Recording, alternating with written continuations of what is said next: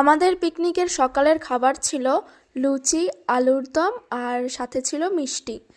যেহেতু শীত পড়ে গেছে তাই কিন্তু নলের গুড়ের মিষ্টি খেতে ভালোই লাগছিল।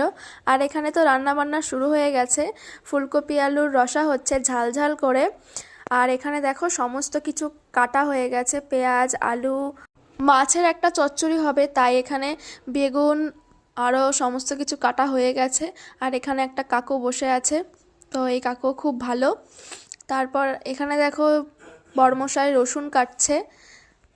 রসুন ছোলার দায়িত্বটা কিন্তু কেউই নেয়নি, তাই ও নিয়ে নিয়েছিল।